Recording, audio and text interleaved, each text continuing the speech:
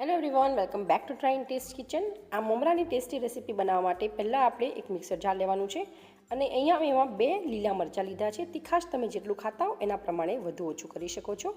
8 થી 10 જેટલા ફુદીનાના પાન ઉમેરીશું અને 2 ચમચી જેટલી દાળિયાની દાળ તમને કોઈ પણ ગ્રોસરી સ્ટોરમાંથી મળી રહેશે।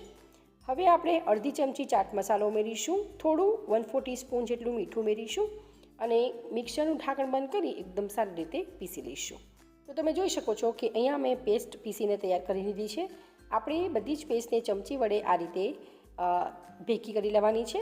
ત્યારબાદ હવે એમાં આપણે 8 થી 10 જેટલી દાળી કોથમીરની એટલે કે ધાણાભાજીની દાળી ઉમેરીશું અને ફરીથી આપણે એને પીસી લઈશું। જો પીસતા વખતે થોડી પાણીની જરૂર પડે તો અડધી ચમચી જેટલું પાણી ઉમેરવાનું, વધારે પાણી નથી ઉમેરવાનું। તો તમે જોઈ શકો છો એકદમ સરસ આપણી ગ્રીન પેસ્ટ બનીને તૈયાર થઈ ગઈ છે। આ મમરાની રેસીપીમાં આ એક મેઇન ઇન્ગ્રીડિયન્ટ છે। જો આ ચટણી તમારી ફીકી બનશે તો આગળની રેસીપી છે તમને બિલકુલ નહીં ભાવશે।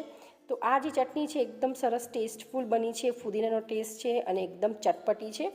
ચટણી બનીને તૈયાર છે। હવે આપણે એને સાઈડમાં રાખી દઈશું। ત્યારબાદ હવે આપણે એક મિક્સિંગ બાઉલ લેવાનું છે મોટું અને એમાં આપણે આ 2 બાઉલ ભરીને મમરા એડ કરશું। તો કોરા મમરા અહીંયા આપણે લેવાના છે અને આ મમરા તમે જોઈ શકો છો એકદમ સરસ ક્રિસ્પી છે। જો હવાઈ ગયા હોય તો તમારે એને પેનમાં થોડીવાર શેકી લેવા। ત્યારબાદ હવે આપણે એક ઝીણી સમારેલી ડુંગળી ઉમેરીશું, એમાં થોડી ડુંગળી આપણે ગાર્નિશિંગ માટે આગળ રાખીશું। ત્યારબાદ એક ઝીણું સમારેલું ટામેટું લઈશું। ટામેટું કડક લેવાનું છે અને જે બીનો ભાગ છે આપણે કાઢી લેવાનો છે। ત્યારબાદ અહીંયા મેં એક બટેટુંને બાફી લીધું છે અને એને પણ આ રીતે નાના નાના પીસીસમાં કટ કર્યું છે, એને ઉમેરીશું અને અડધી ચમચી જેટલો ચાટ મસાલો, થોડું મીઠું ઉમેરીશું। આના સિવાય તમારે કોઈ બીજા મસાલા ઉમેરવા હોય તો પણ ઉમેરી શકાય।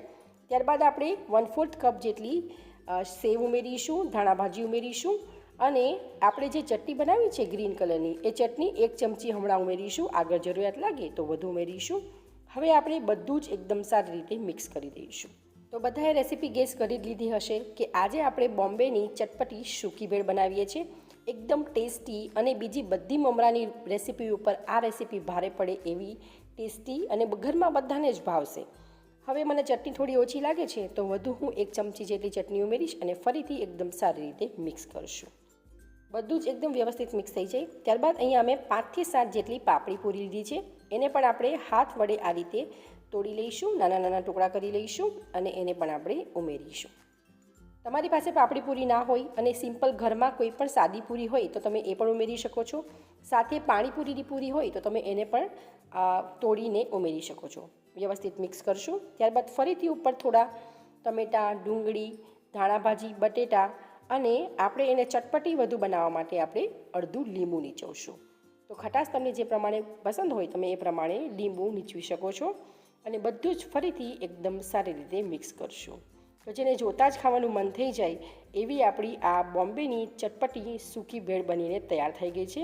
તો તમે પણ એકવાર આ રીતે ઘરે જરૂરથી બનાવજો અને કેવી બને છે એ તમારા ફીડબેક મને કમેન્ટ કરી ચોક્કસ જણાવજો।